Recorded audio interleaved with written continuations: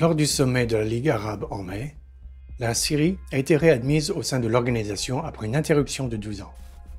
Quelques années plus tôt seulement, les riches monarchies arabes avaient soutenu l'opposition syrienne dans sa tentative de renverser le président Bachar al-Assad. Aujourd'hui, ces mêmes dirigeants normalisent leurs relations avec al-Assad. La sortie de Damas de l'isolement politique aura des conséquences profondes qui se feront sentir non seulement dans les capitales arabes, mais aussi à Moscou, Téhéran ou Washington. Quel est le lien entre la sortie de la Syrie de l'isolement régional et la question de l'autonomie stratégique arabe? Découvrons-le. Bienvenue au rapport des années 20.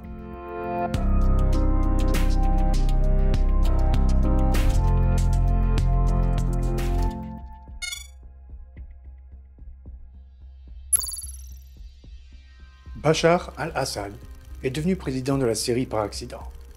Son père, Hafez al-Assad, qui dirigeait la Syrie depuis 1970, n'avait aucun projet politique significatif pour Bachar.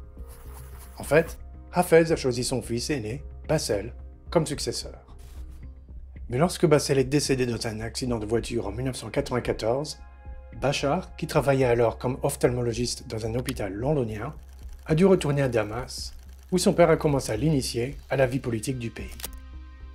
Sans la mort de Bassel, Bachar ne serait probablement jamais devenu président de la Syrie et aurait continué à travailler comme ophtalmologiste en Europe. Les circonstances dans lesquelles le jeune Bachar est arrivé au pouvoir, ainsi que sa nature très calme, ont fait que lorsque les manifestations du printemps arabe ont commencé à déferler sur la région du Moyen-Orient fin 2010 et début 2011, de nombreux observateurs ont rejeté le jeune al-Assad, affirmant qu'il était trop faible. Il était destiné à partager le sort de Muammar Kadhafi ou Hosni Moubarak, qui ont perdu leur pouvoir, et dans le cas de Kadhafi, sa vie, à la suite du printemps arabe. Les chances de survie d'al-Assad semblaient de plus en plus minces.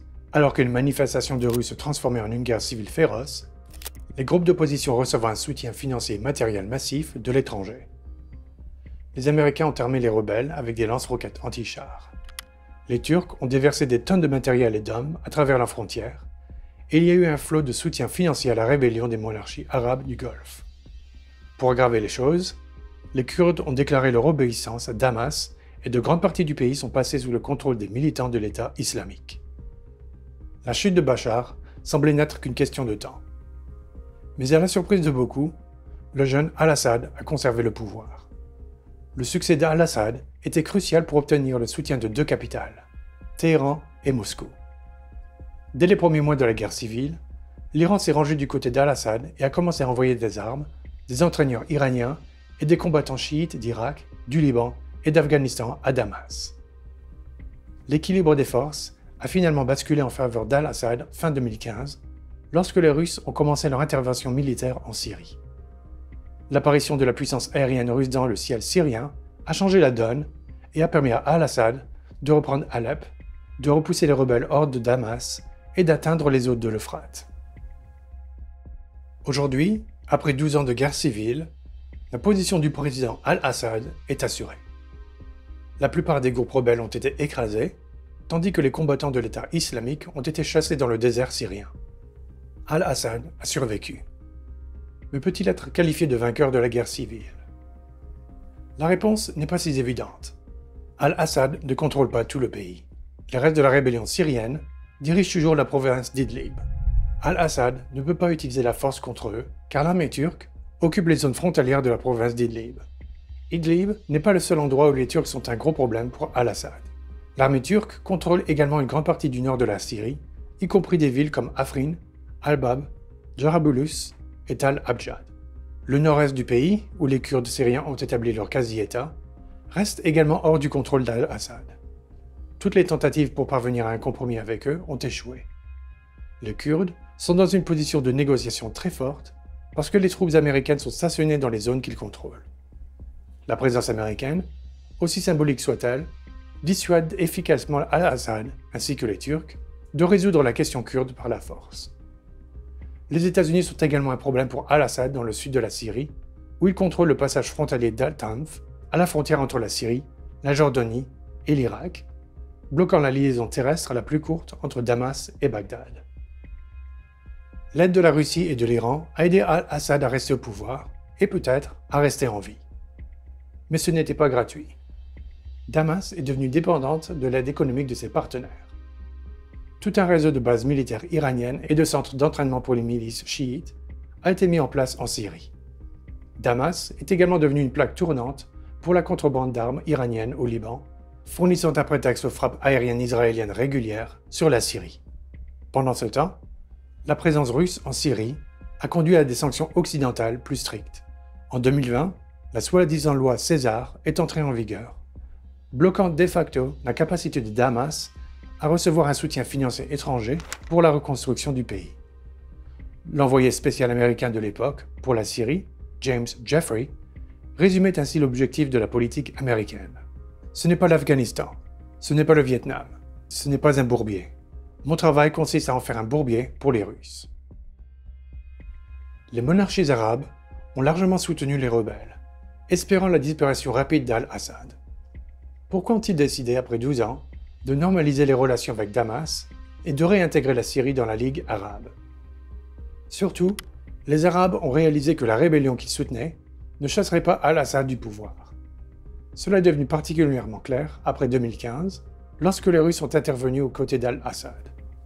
Les Émirats arabes unis ont été les plus rapides à s'adapter à la nouvelle réalité et dès 2018, avec Bahreïn, ont repris des relations diplomatiques officielles avec Damas.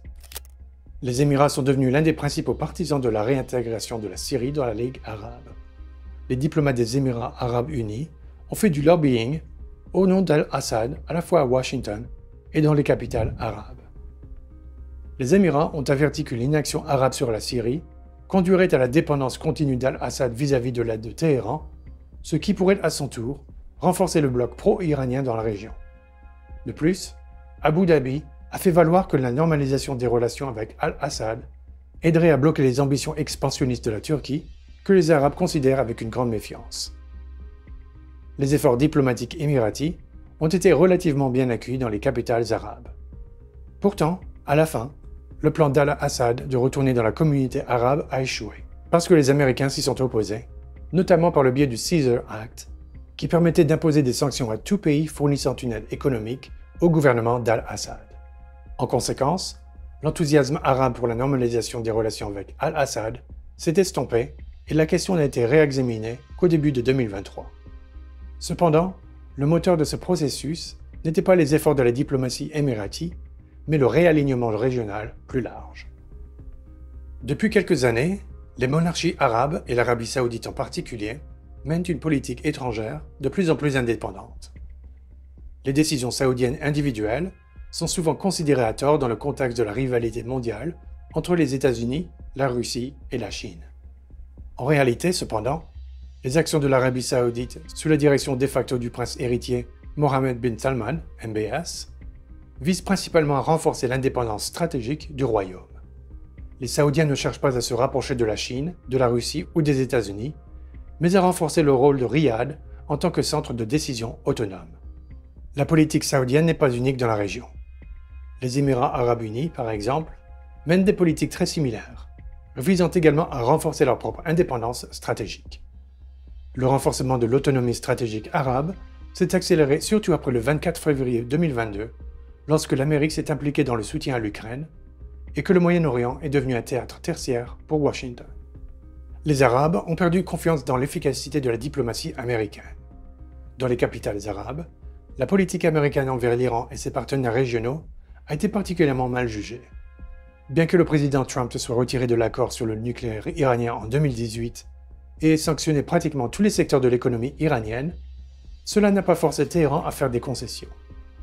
Pratiquement aucune sanction n'a pu réduire l'influence iranienne en Irak, en Syrie, au Liban ou au Yémen.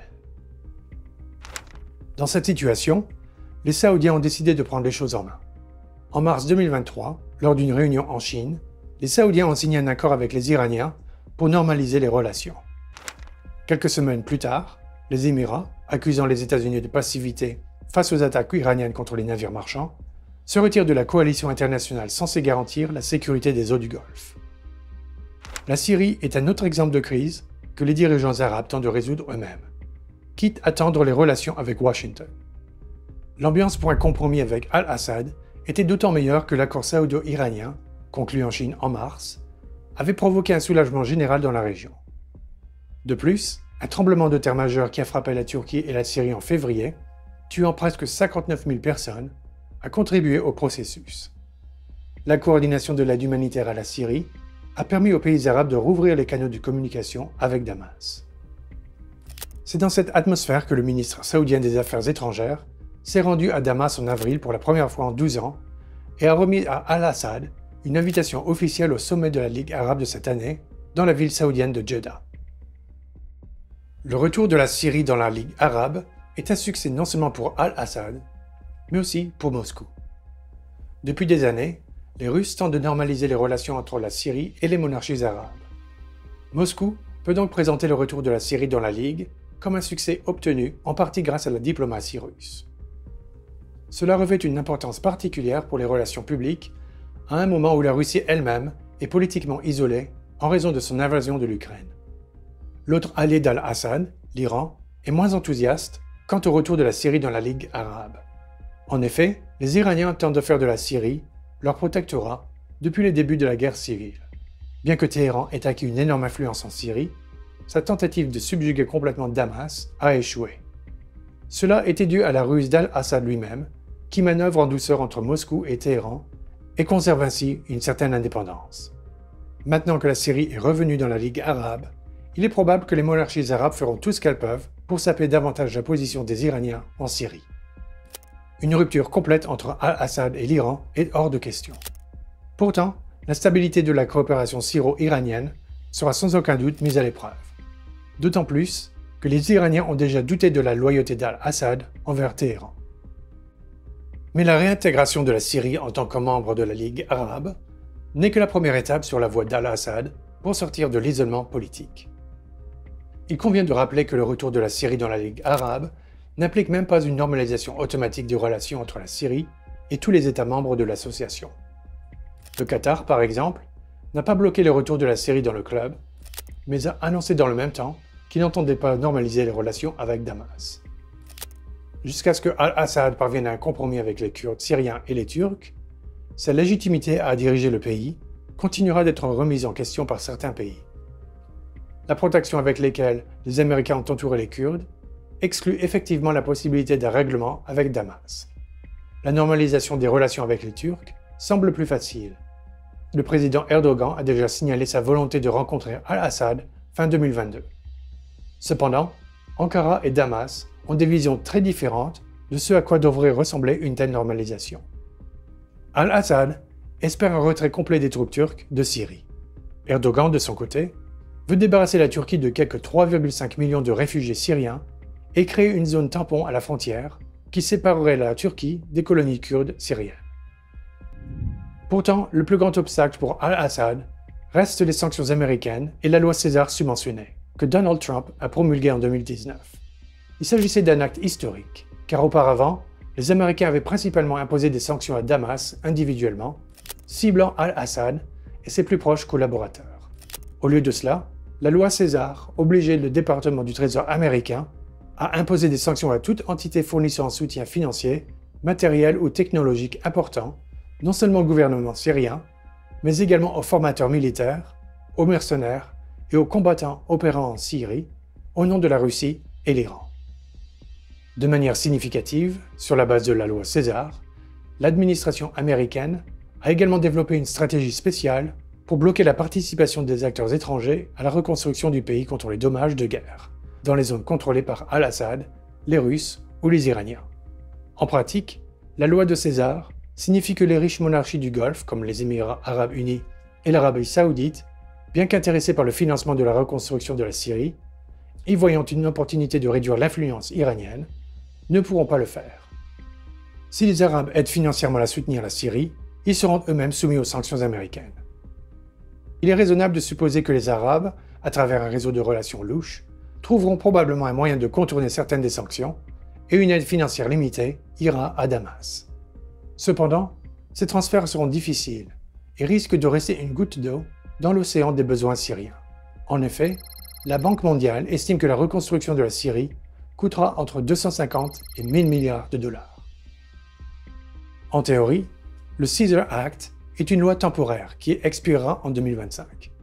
Mais dès que Al-Assad a été invité au sommet de la Ligue arabe, un soi-disant projet de loi anti-normalisation est apparu au Congrès américain. Il prolongerait la loi César jusqu'en 2032 et durcirait les sanctions contre Damas. En outre, le projet de loi obligerait le département d'État américain à élaborer une stratégie spéciale pour empêcher d'autres pays de normaliser davantage leurs relations avec Al-Assad, garantissant ainsi l'isolement continu de la Syrie sur la scène internationale. Néanmoins, le retour de la Syrie dans la Ligue arabe est d'une importance essentielle. C'est un signal clair de la communauté arabe qu'elle peut accepter Al-Assad comme président de la Syrie et de rétablir les relations avec lui, même si cela signifie une égratignure dans les relations américano-arabes. Mais ce n'est que la première étape vers la fin de l'isolement politique de Damas. L'existence de sanctions américaines signifie que les avantages que Al-Assad peut retirer de son retour dans la Ligue arabe seront très limités. Le désaccord entre l'Amérique et les alliés arabes sur la Syrie est une bonne illustration du problème plus large de l'indépendance stratégique arabe. La Syrie est un point de départ idéal pour discuter de la position américaine au Moyen-Orient. Les dirigeants arabes considèrent la politique américaine envers la région comme de moins en moins efficace et tentent de résoudre les problèmes du Moyen-Orient de manière indépendante. La Syrie n'est pas une exception, mais une certaine régularité. Malgré les objections américaines, les Arabes continuent de coopérer avec la Russie au sein de l'OPEP+. Les Émirats aident les Russes à contourner les sanctions occidentales et les Saoudiens normalisent leurs relations avec l'Iran, signant symboliquement un accord en Chine. Le problème de l'indépendance stratégique arabe découle des hautes ambitions de la nouvelle génération de dirigeants arabes, ainsi que de l'activité réduite de l'Amérique dans la région, qui a remplacé le Moyen-Orient par une rivalité avec la Russie en Europe et avec la Chine dans le Pacifique. La politique affirmée des Arabes est souvent mal comprise par les commentateurs occidentaux, qui tentent d'évaluer les prochains mouvements des Saoudiens ou des Émiratis dans le contexte de la compétition mondiale d'influence entre Washington, Moscou et Pékin. En conséquence, il y a souvent des avertissements alarmistes en Occident concernant l'effondrement imminent de l'alliance américano-arabe. Mais la vérité est moins sensationnelle. Les Arabes apprécient le soutien militaire de l'Amérique. Aucun autre pays de la région, que ce soit la Chine ou la Russie, ne peut remplacer les Américains en tant que protecteurs des pays arabes et gardiens de la liberté de navigation dans le golfe Persique. Les Arabes ne veulent pas rompre l'alliance avec l'Amérique. Pourtant, ils appellent de plus en plus à une révision des principes sur lesquels ils reposent, ce qui finit par saper la position américaine dans la région. La vérité est que la politique américaine envers la région traverse une période de crise profonde. Washington elle-même est en grande partie responsable. Pendant des années, les Américains n'ont pas proposé de formule cohérente de coopération entre les pays du Moyen-Orient. En effet, à l'époque de Trump, l'idée d'une OTAN arabe, d'une politique de confrontation avec l'Iran et les soi-disant accords d'Abraham pour mettre fin au conflit israélo-arabe sont apparus sur le devant de la scène. Pourtant, la proposition de Trump pour le Moyen-Orient a été de courte durée. Lorsque Joe Biden a pris la Maison-Blanche, la politique américaine envers la région a également changé. La nouvelle administration a tenté de se retirer de la confrontation avec l'Iran. Mais les négociations pour revenir à l'accord sur le nucléaire de 2015 ont échoué et la région est sortie de la liste des priorités de Washington. Le Moyen-Orient est désormais un théâtre de troisième niveau pour Biden, avec l'Europe et le Pacifique plus haut dans la hiérarchie. Tant que les Américains n'offriront pas aux Arabes une nouvelle formule cohérente de coopération, les Arabes développeront une indépendance stratégique, créeront leur propre politique étrangère et tenteront de redéfinir leur alliance avec les États-Unis.